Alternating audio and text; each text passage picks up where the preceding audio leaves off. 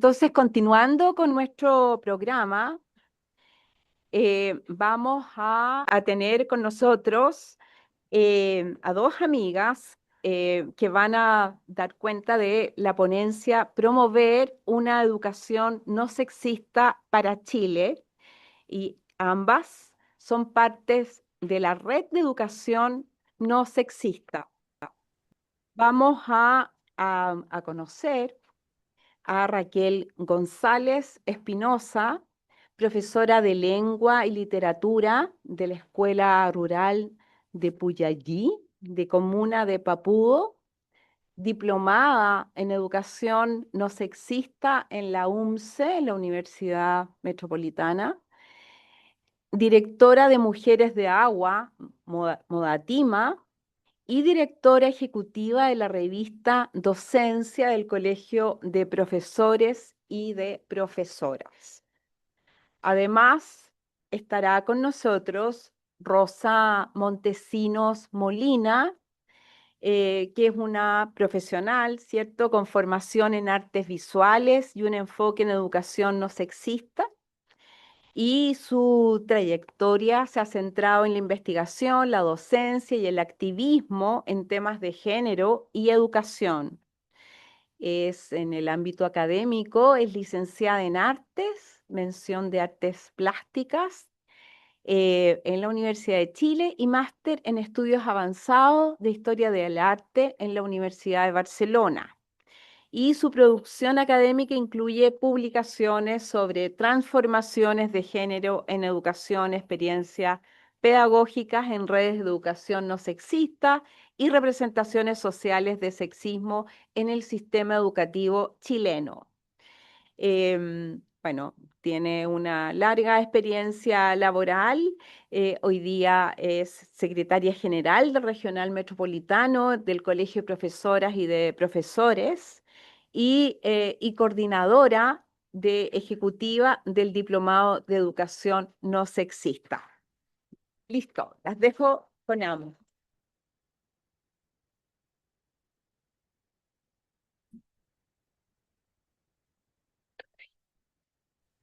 Hola, ¿cómo están? ¿Podemos tener la presentación? Primero que vamos a decir, que es el título de esta presentación, es La educación no sexista salva vidas, un análisis en el contexto escolar chileno y su relación. Entonces, lo primero que vamos a decir, que cuando se piensa en un título para hacer una radiografía con respecto a la educación no sexista, hay que decir dos elementos que son muy importantes. Uno, tenemos un elemento que es relacional. La educación no sexista tiene una directa relación con la vida de las y los estudiantes, de las comunidades en general, porque tenemos cifras que las vamos a ver más adelante que son impactantes con respecto a índices de suicidio, discriminación, violencia que sufren en general las comunidades LGTBIQA+, pero en general eh, en la escuela uno puede llegar a concluir, luego de analizar las cifras, no es un espacio seguro, en general para nadie. O sea, si uno amplía un poco esta mirada con respecto a la violencia en las escuelas, en las comunidades, se da cuenta que las comunidades no solo son violentas para las comunidades LGTBIQ+, sino que también para las y los profesores, para los estudiantes en general, son un foco, un espacio que se ha permeado con la violencia. Pero además tiene un punto específico que son las comunidades y el bienestar de los estudiantes, de las y los estudiantes, adultos, mundo adulto, profesores, asistentes de la educación, que pertenecen a las comunidades LGTBIQ+. Y eso se ve incrementado y eso vamos a hacer un análisis de por qué. Pero no solo tiene relación con los espacios escolares, sino que también tiene implicancias directas sobre la enseñanza-aprendizaje. O sea, lo que aprenden y lo que enseñamos las y los docentes, si uno trabajar el concepto de educación no sexista, también eso tendría un rédito con respecto a las comunidades. Entonces, como que vamos a analizar estos dos espacios de análisis pedagógico. Y aquí vamos a analizar una encuesta escolar que se hizo en 2016, que lamentablemente si uno repitiera post pandemia estas cifras, yo creo, esto ya es una interpretación, subirían. Y Son preguntas que se hacen principalmente a estudiantes con respecto a la mirada que hay respecto a una educación no sexista, respecto a la discriminación, o respecto a la aceptación de ciertos grupos. Entonces, por ejemplo, hay datos que son alarmantes. El 94,8% escuchó comentarios LGTB fóbicos, como marica, maricón, fleto, ¿cierto? Todos estos comentarios que se escuchan coloquialmente en la escuela. Pero un 59,9%, estos mismos comentarios los escuchó por parte del personal de la escuela. Cuando decimos personal de la escuela nos referimos profesoras, profesores, equipos directivos, asistentes de la educación, administrativos, o sea, la comunidad adulta. 62,9% de los estudiantes fue acosado verbalmente por su orientación sexual. 59,9% fue acosado verbalmente por su expresión de género, o sea, orientación sexual es su gusto y expresión de género es cómo se ven. 29,1% fueron agredidos físicamente en la escuela debido a su orientación sexual. Físicamente, o sea, ya estamos aquí haciendo una acción que es súper específica, analizable.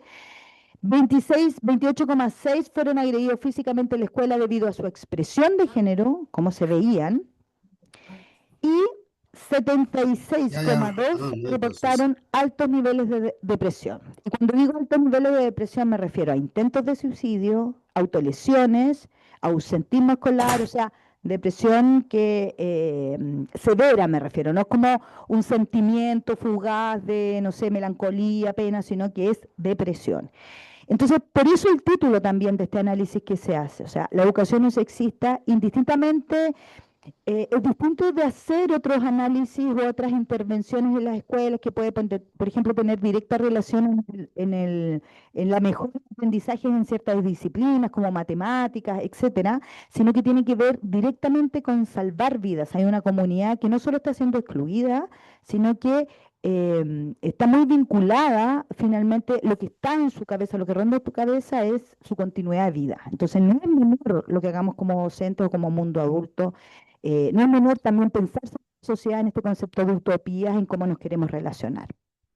Y aquí hay otro dato que a mí me llama mucho más la atención, que tiene que ver con 59,4% de los estudiantes reportó que no conoce una política contra el bullying en sus escuelas.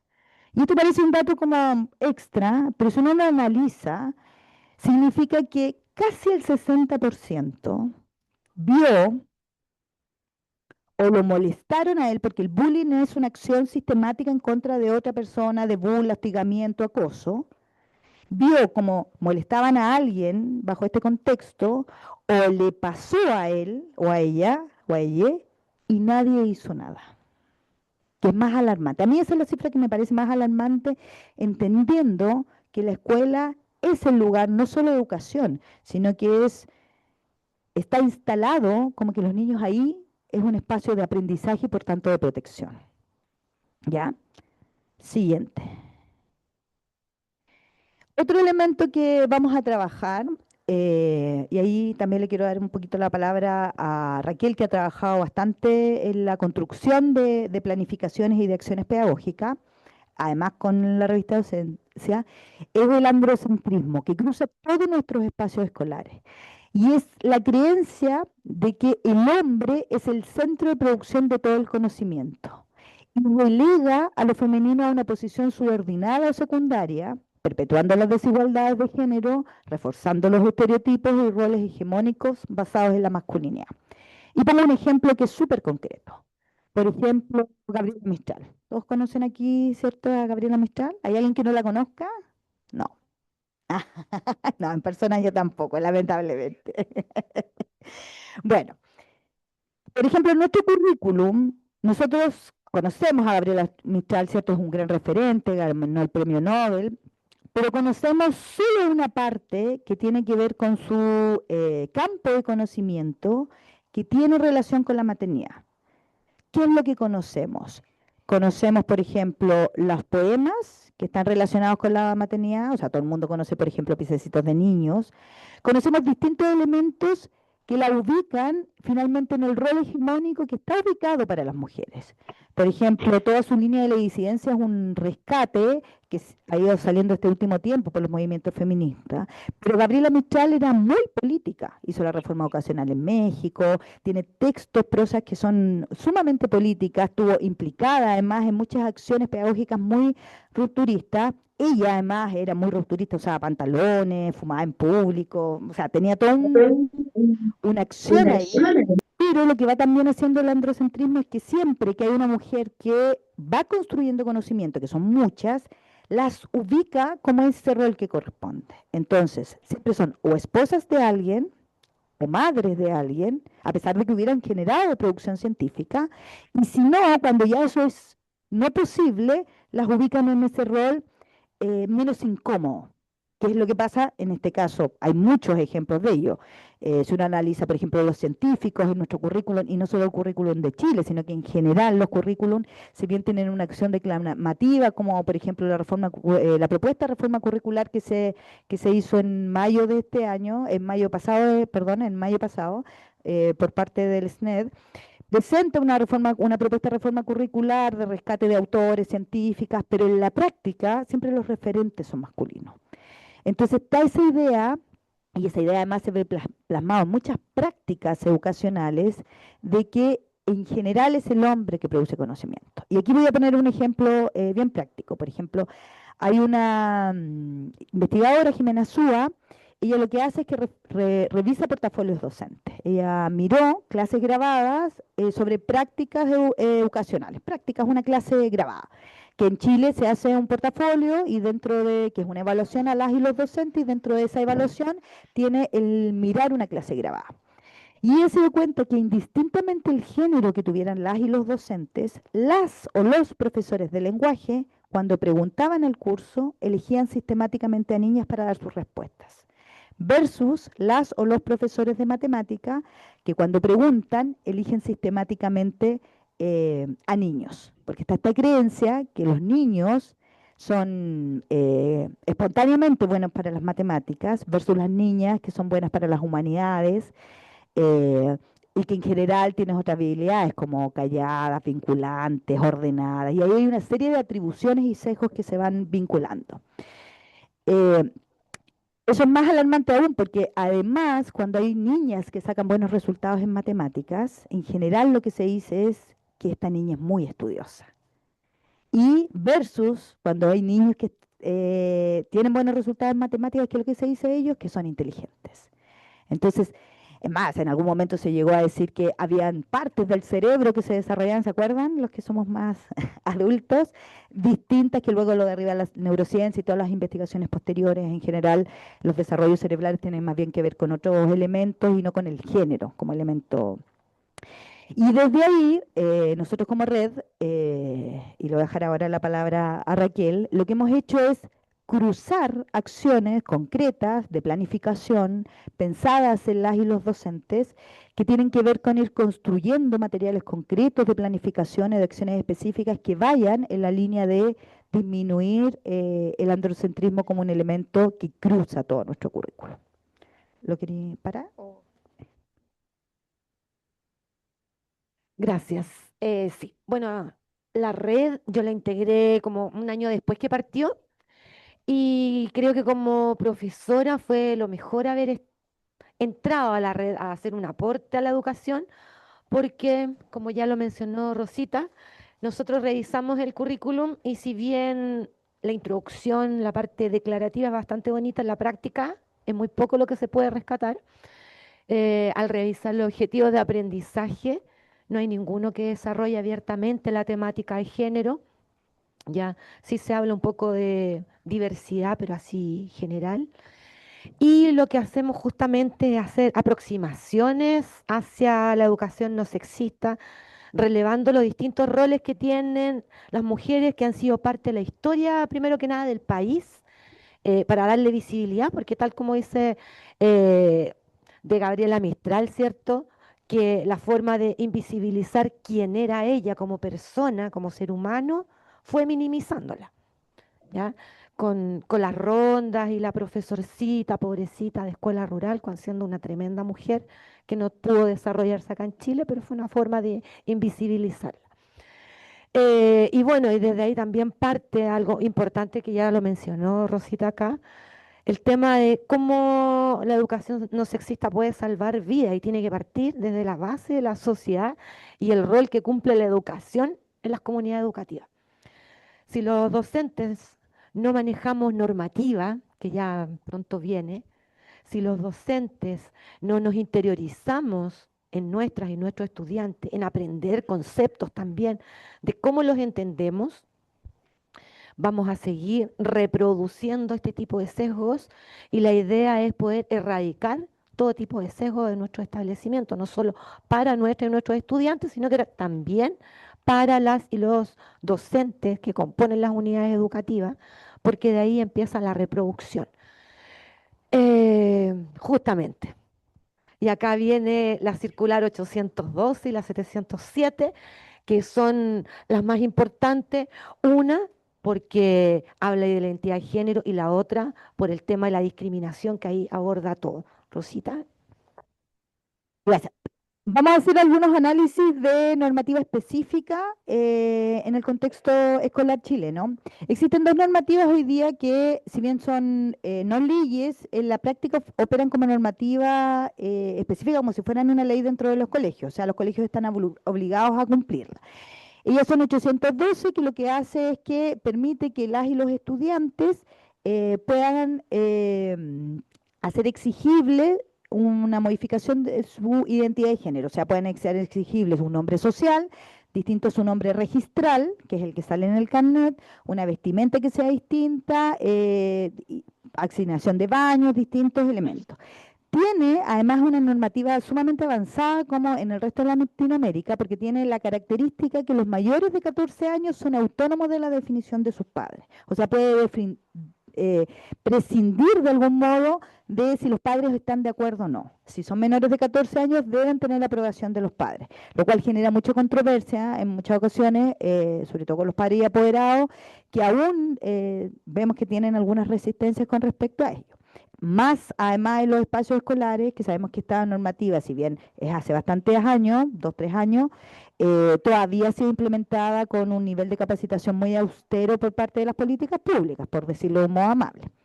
Y aquí, por ejemplo, vemos también un ejemplo, vamos a ver distintos ejemplos con respecto, había una circular anterior, que era la 768, que no tenía esta libertad de los mayores de 14 años de poder modificar su nombre social y otras características, o sea, otras como exigencias o solicitudes a la escuela.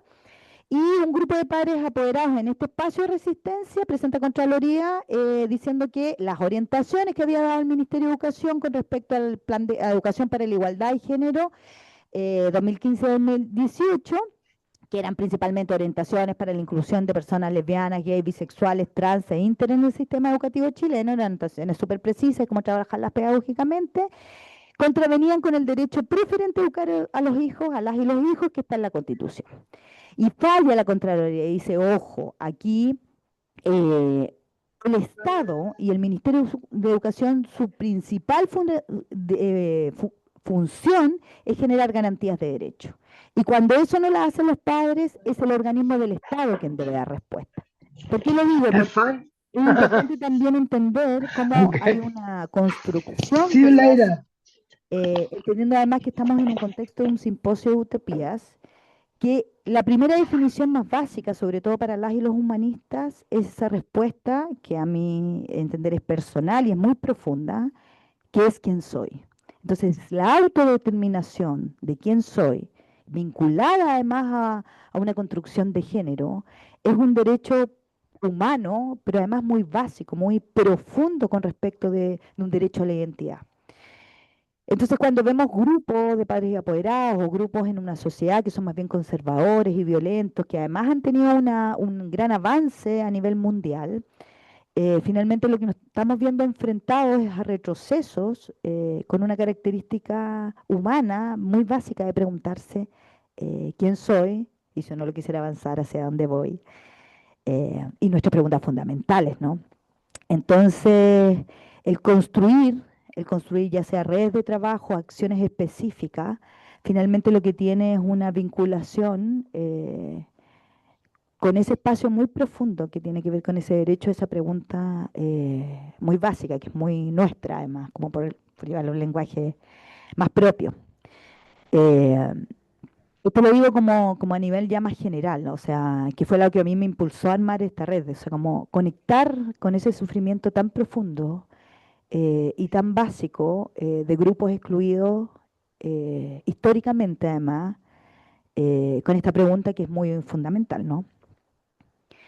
Bueno, y tenemos otras acciones aquí, que son, por ejemplo, Corte de Temuco presenta un recurso de protección en contra del Liceo Pablo Neruda. No me voy a extender en eso, sino que solo los pongo como ejemplo.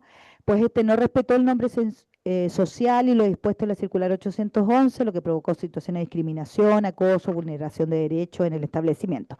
Estos son casos reales. ¿Por qué los pongo aquí? Porque en general se piensa que estas cosas ya no ocurren. O sea, uno dice, bueno, estamos en un espacio donde las movilizaciones, distintas manifestaciones han hecho mella dentro de una sociedad, pero recordarles que los femicidios son parte de una cotidianidad permanente, lamentablemente en nuestra sociedad, y eso mismo va pasando también con las agresiones permanentes que se sufren en los colegios, en general para las y los estudiantes, comunidades en general. Tenemos también el caso de Sandra Pavés. Ella es una profesora de religión lesbiana. Entonces, lo que pasa en su colegio es que a ella la citan y le dicen, mira, la verdad es que nosotros te queremos proteger, ese es el discurso que se emplea, y te queremos sacar del aula porque, claro, los apoderados se van a enterar de que tú eres lesbiana y puedes sufrir alguna agresión, alguna acción, entonces te vamos a dar el puesto de inspectoría general, que es un rango un poco más alto, a priori además. Ella demanda y dice, no, yo quiero seguir en aula, hace una demanda, esa demanda en ese contexto no existían tantas leyes como las que tenemos hoy día y se va a la Corte Interamericana. Porque no solo a ella la modifican de sus funciones en el aula, sino que se le revocó su certificado de idoneidad. No sé si todos saben, pero en Chile el arzobispado da un certificado hay organismos eclesiásticos que dan un certificado de idoneidad que te permiten hacer clases de religión, no es que cualquiera pueda hacer clases de religión. Y ella demanda a la Corte Interamericana de Derechos Humanos y la Corte falla y dice que el Estado de Chile le debe no solo un pago de indemnización, sino que también el reintegro de las costas, o sea, el valor que tienen las y los abogados, garantías de no repetición, publicación de la sentencia en el diario oficial, o sea, en el diario de circulación nacional, o sea, que esto sea visibilizado, acto de reconocimiento de responsabilidad internacional con la participación de todos los altos cargos del Estado, y le tocó al presidente Boric además hacer un acto de reparación, y realización además de ajustes de la normativa de las decisiones tomadas en el decreto 924, que es el que reglamenta las clases de religión, porque además dice, ¿cómo es esto que viene? Eso le dice la Corte Interamericana al Estado. Viene un organismo que no está vinculado al Ministerio de Educación, que además el Ministerio de Educación no hace ninguna revisión, le quita el permiso y usted como Estado, además sobrepasando todos los derechos, y usted como Estado no hace nada. Entonces, comprender que los derechos de las comunidades y construir una cosa no sexista ya es parte de los derechos humanos. No es que es una acción que es optativa, que es personal, que es una acción, no sé, progresista, sino que genera un piso fundamental, que es la construcción de derechos fundamentales. Ya. Y esto es otro espacio que ya llevamos desde enero en general, investigando con otras organizaciones como OTD y distintas organizaciones, pero principalmente OTD, Colegio de Profesores y Red de Educación No Sexista, que empezamos a como mirar este espacio no solo de de las personas trans, que son personas que hacen transición con respecto a su identidad de género, sino que también qué iba a pasar con las y los docentes que hoy día son trans, porque existen muchos estudiantes de pedagogía que son trans, que han hecho transición o en sus procesos de estudio, cuando están formándose, o anterior o posterior, y están en esos procesos. Y nos fuimos a la literatura existente y había una investigación, hay muy pocas con respecto a ello, todo esto además está extensamente desarrollado en la revista Docencia, Y el 2015 hay una encuesta de la Fundación Iguales, que es el primer estudio sobre diversidad sexual y trabajo dependiente. Y esto además habla de la dificultad para encontrar empleo. El estudio señala que el 50,4% de los encuestados les resulta difícil o muy difícil encontrar trabajo en Chile, cifra que asciende a 65,8% en el caso de los grupos trans. Esto demuestra la necesidad de estudios específicos porque casi no hay. Y ahí lo que nosotros hicimos, nosotras y nosotros, es que construimos una red de profes trans. Esa red de profes trans ya ha tenido 3 encuentros a nivel nacional. Participan de ellas alrededor de 70 profesoras y profesores que son trans.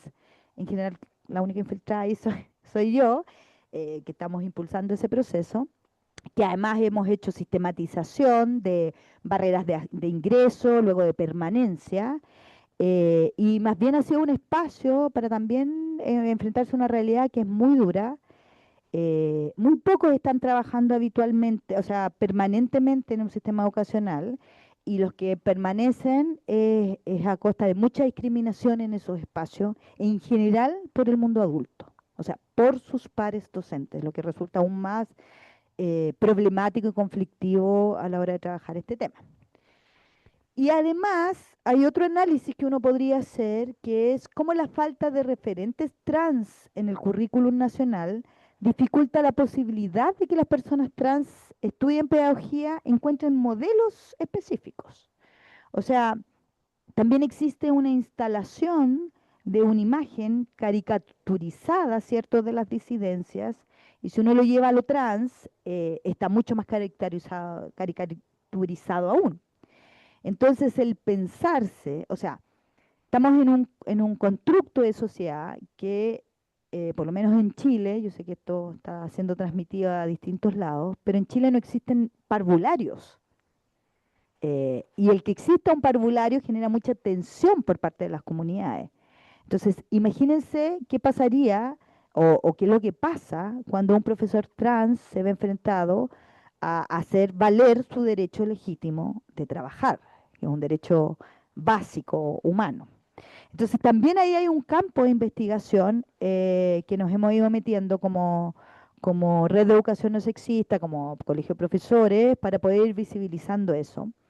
Porque además lo que se ha ido instalando es que la identidad trans es incompatible con el ejercicio docente. No sé si quieres comentar un poco como del análisis curricular, como todos los pueblos originarios, como, o seguimos.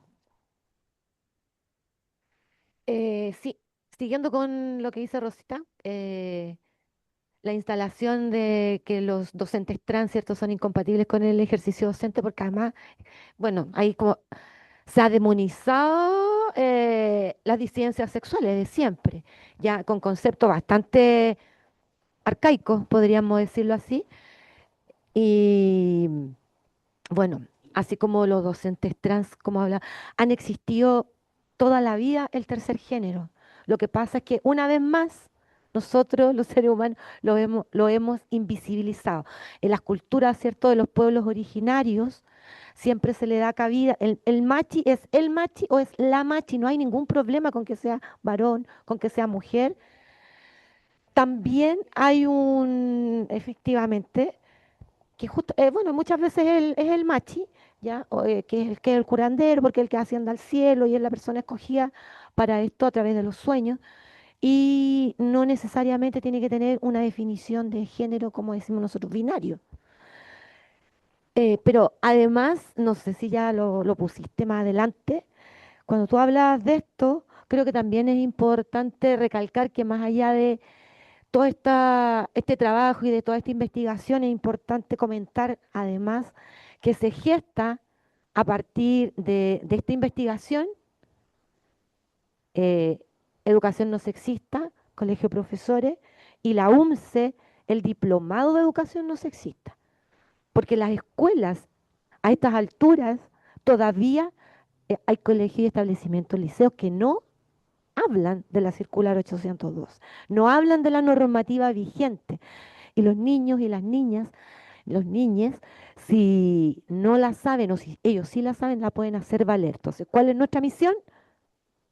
Difundirla, visibilizarla, ¿Para qué? Para protegerlos a ellos y también a su familia.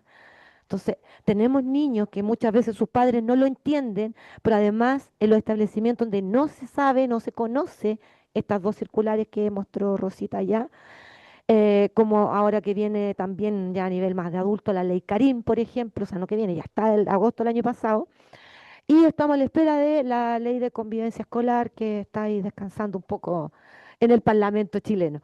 Pero principalmente la idea es visibilizar lo que está escondido y enseñar, pues educar para proteger. Creo que eso también es muy importante que se releva en la red y aprovechar de decir que este año el diplomado de educación no sexista ya va por su tercera versión. ¿Ya? Yo fui una de las primeras y creo que es muy importante porque nosotros vamos como colonizando nuestras escuelas desde de una persona que uno siempre dice, ahí está la loca que habla de género, pero no es la loca que habla de género, es la loca que educa a sus pares, a sus colegas, para que de alguna vez podamos erradicar ciertos sesgos y estereotipos de género también. Sí, hay otros datos importantes. Bueno, hay harta material. Construimos una investigación con la UMCE y ahí hay un artículo indexado que se llama Representaciones sociales y experiencia del sexismo en profesores y profesores de Santiago del Paraíso. Tiene además una muestra a nivel nacional, bastante numerosa de profesores activos, la pueden buscar. Pero además algunos datos que ya se entregan a nivel gubernamental. El año 2022 se hizo una mesa ESI con esta intención de vincular, de hacer efectiva la promesa del gobierno de construir una ley de educación sexual, así como había en Argentina, ¿cierto? Así como han habido en distintos, no en muchos lados, pero que está en algunos lugares como construida ya y ejecutada. Sabemos que en Argentina tuvimos un retroceso ahora con el gobierno que tenemos actualmente, pero aquí habían datos preocupantes. Por ejemplo, más del 55% de la población juvenil indica que la que entrega información sexual en los colegios es nula o de baja frecuencia. El 55% de los funcionarios docentes de colegios públicos no se siente capacitado para ofrecer clases de educación sexual y más del 40% no cree tener preparación para hablar de VIH-Sida. Esos son datos de Amnistía Internacional. Actualmente, según la base de datos, en Chile existen 185.732, estas son las fechas a el 2022, y el CPIP, que es el Centro de Perfeccionamiento, Experimentación y Investigaciones Pedagógicas, que es el órgano estatal encargado de capacitar a las y los docentes en ejercicio, entre el año 2019 y 2021 tenía solo un único curso y había capacitado a 809 profesores. O sea, ese es el nivel de capacitación que tenemos en Chile con respecto a esta temática, que es alarmante, es menos del 0,01%. Seguimos entonces y, bueno, como todo no puede ser crítica y también hay que ir construyendo utopías, ¿cierto? Lo que nosotros hemos ido haciendo es levantando una propuesta de acción que tiene que ver con acciones que son súper específicas y desde ahí hemos levantado esta red de voluntarias, además, esa es la característica que tiene, que son profesoras y profesores voluntarios que van haciendo un trabajo específico en las escuelas y nuestra propuesta tiene que ver con varios como elementos que debiesen hacerse a nivel nacional. El primero es un diagnóstico nacional situado, que tiene que ver con identificar las dinámicas de exclusión, violencia, sesgo y estereotipo, que tiene que además tener particularidades y contextos específicos, porque sabemos que todos los contextos, un contexto rural es muy distinto con un contexto urbano, una escuela laica, que una escuela con identidad religiosa, o sea, hay particularidades que hay que abordar. Y desde ahí nosotros nos hemos metido en el campo de la investigación, porque se requiere investigación que sea seria, sistemática, de análisis de datos. Luego un plan de docente urgente sistematizado con formación inicial docente, o sea, cuando las carreras universitarias deben formar en esta temática, pero luego también con estos 200.000 profesores que hoy día están en ejercicio que requieren formación docente. Y ahí, como red, siempre hacemos como un análisis y decimos, bueno, aquí hay que ser críticos con el gobierno, porque la función estatal es generar capacitación. Pero ante un gobierno que no da respuesta, indistintamente quién sea, lo que queda es la organización social. Y desde ahí, la autoconvocatoria y el generar redes que nos vayamos formando. Yo cuando empecé esto, la única concepción de género que tenía era un cierto como vinculación afectiva, ¿cierto? Por el hecho uno de ser mujer, que sé yo, hay distintas herramientas, o sea, elementos que cruzan, pero la formación teórica la ha ido construyendo en conjunto también, en todos los espacios investigativos, en todos estos espacios de intercambio, que nos ha permitido generar conocimiento, pero tiene que ver también con un con un proyecto social que se lleva a cabo, que tiene que ver no solo con el conocimiento académico, sino que cómo uno va encontrando estos dos mundos, cómo uno va encontrando el espacio de la academia, por un lado, y va construyendo prácticas específicas que permiten hacer una modificación de la sociedad. Porque si no, no hay cómo, son dos mundos que jamás se encuentran. Luego la construcción de espacios seguros, y ahí es súper importante entender que hay un currículum explícito que tiene que ver con todas las materias y disciplinas que uno aprende en la escuela, ¿cierto?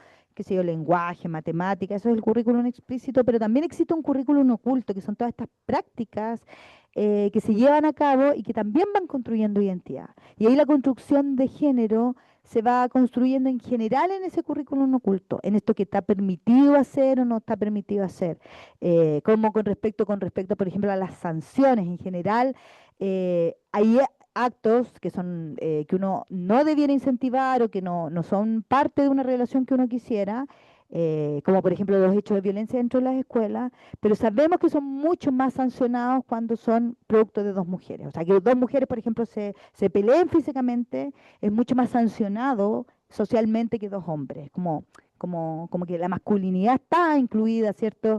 Ciertas acciones violentas. Y ahí hay un montón de análisis que uno podría hacer de elementos que se van estereotipando.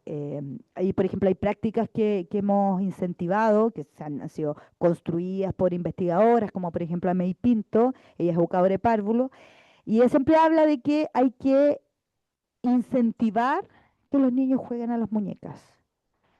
Y eso no tiene que ver con la orientación que pueda tener después ese niño, sino que tiene que directamente va a tener incidencia social con las pensiones alimenticias, con el hacerse cargo de los cuidados. Hoy día las niñas juegan a las muñecas y eso va construyendo un espacio que tiene que ver con los cuidados, que es parte de una cotidianidad, que es parte de una lógica, el cuidar, a jugar a las muñecas, ¿cierto?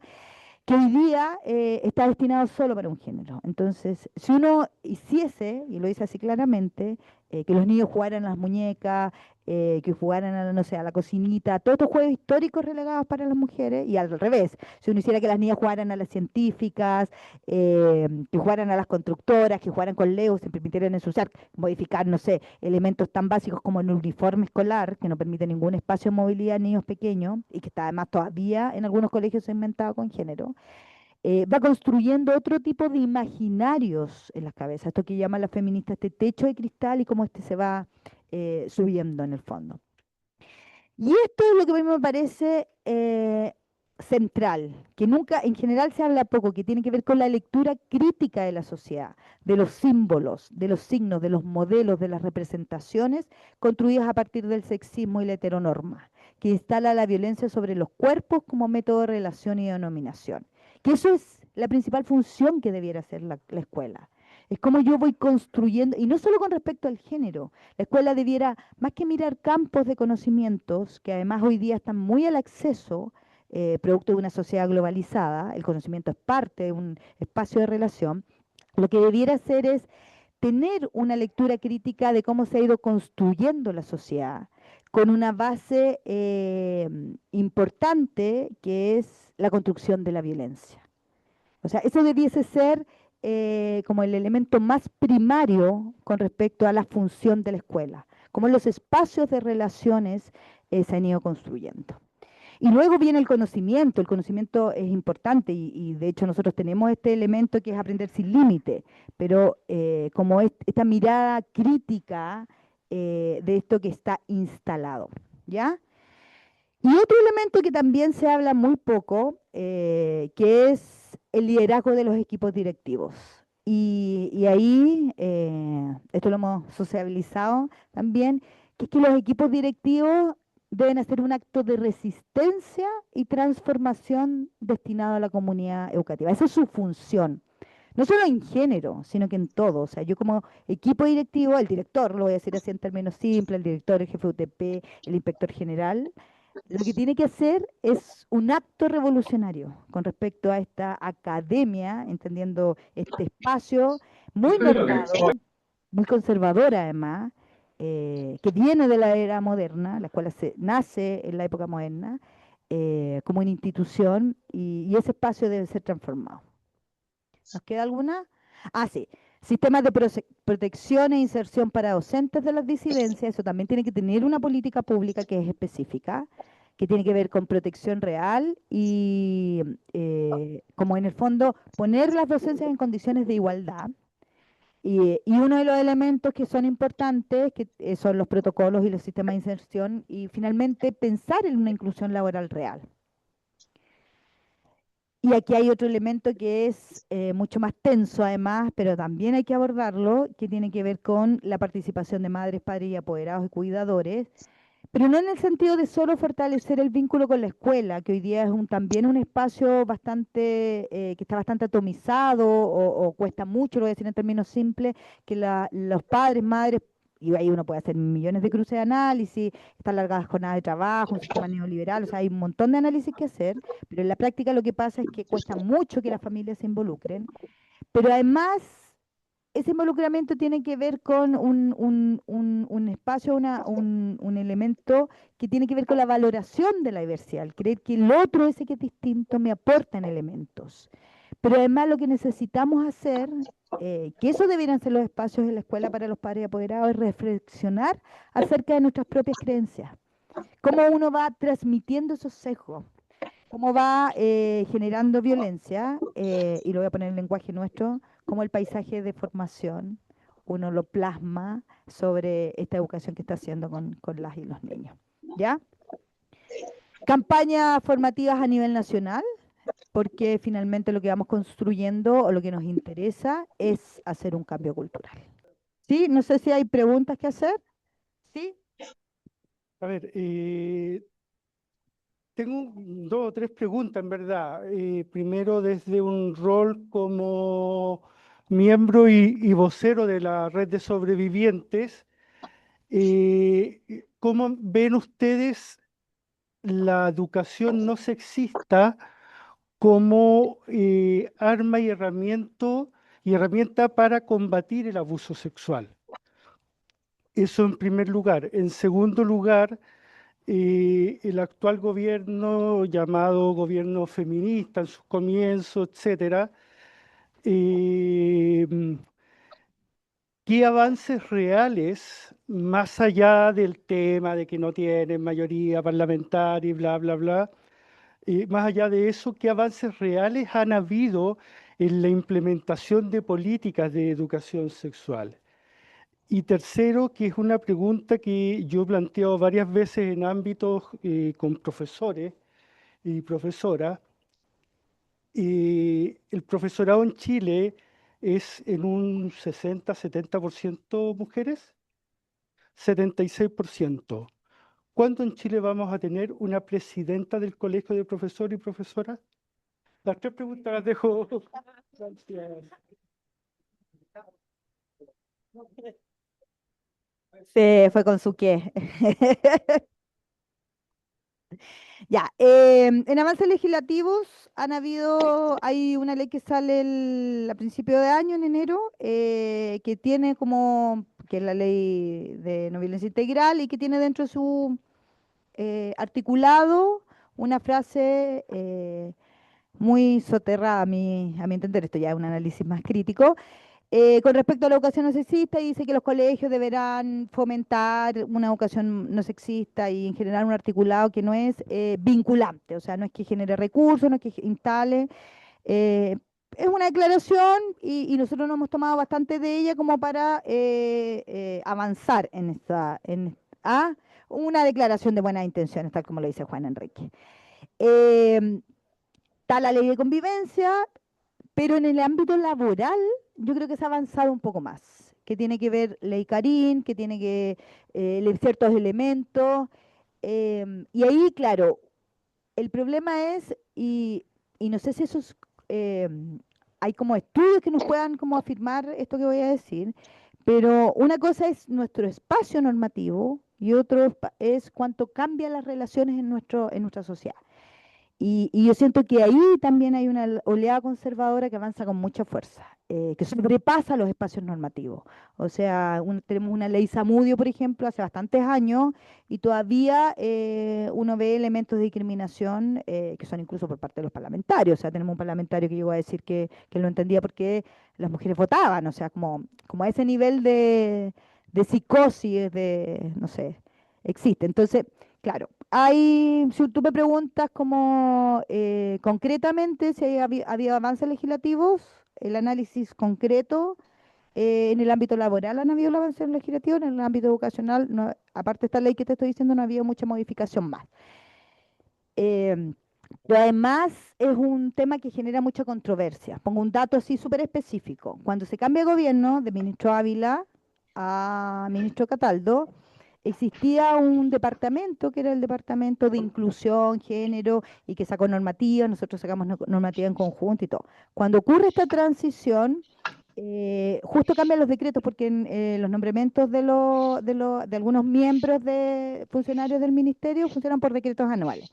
Y justo había vencido, entonces se tenía que levantar el nuevo decreto que continuaba un año más los trabajadores. Y Cataldo no los renovó. Así como que quedaron ahí en una nebulosa y como que el departamento ahí está, pero sin funcionarios. Entonces no hay políticas reales de implementación porque genera mucha tensión social.